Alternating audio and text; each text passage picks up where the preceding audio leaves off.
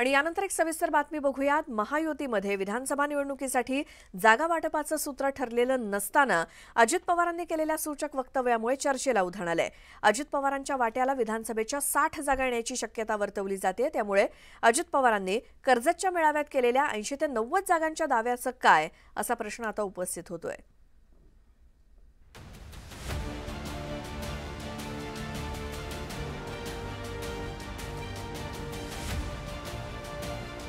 विधानसभा निवडणूक तोंडावरती आली आहे, त्यामुळेच राजकीय मेळावे आणि यात्रांचं पेव फुटलंय।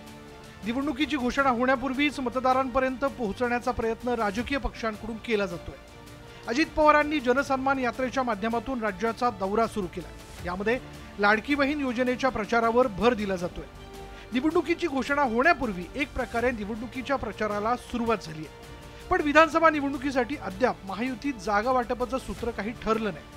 त्यामुळे सत्ताधाऱ्यांमध्ये कुणाच्या वाट्याला किती जागा येणार हे अद्याप गुलदस्त्यातच आहे। पण अजित पवारांनी नुकतंच पक्षाच्या युवक मेळाव्यात विधानसभेच्या जागांविषयी सूचक वक्तव्य केलंय।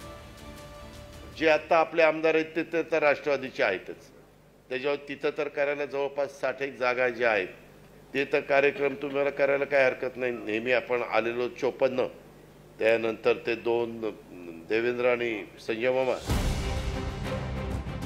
अजित पवारांनी बोलताना विधानसभेच्या 60 जागांचा उल्लेख केल्यामुळे अनेकांच्या भुवया उंचावल्या। खरं तर अजित पवारांच्या महायुतीतील एंट्रीमुळे शिवसेना भाजप युतीतील केवळ सत्ता समीकरणच बदललंय असं नाही, तर जागा वाटपाचं सूत्रही बदलणार आहे। नुकत्याच झालेल्या लोकसभा निवडणुकीत ते पाहायला मिळालं। लोकसभेत भाजपनं सर्वाधिक जागा लढवल्या होत्या आणि त्यामुळे शिंदेंच्या नेतृत्वातील शिवसेनेला आपल्या पारंपरिक जागांवर पाणी सोडावं लागलं होतं। तर अजित पवारांच्या वाट्याला अवघ्या 4 जागा आल्या होत्या। त्यामुळेच विधानसभा निवडणुकीत कुणाच्या वाट्याला किती जागा येणार याविषयी राजकीय वर्तुळात चर्चा सुरू असताना अजित पवारांनी हे वक्तव्य केलं। त्यांनी काँग्रेसमधील काही विद्यमान आमदारांचाही उल्लेख केला। काँग्रेसचे आपल्या बरोबर आहेत खोडकेताई, हिरामण, त्याच्यामध्ये जिशान, असे आपले मतदारसंघ आहेत। इवन श्याम सुंदर शिंदे, अशा पद्धतीनं इथं तुम्हाला आहे। आणि मग काही आता आमची चर्चा होईलच आणि त्या चर्चेतनं राहिलेले पण मतदारसंघ तुम्हाला कळवले जातील।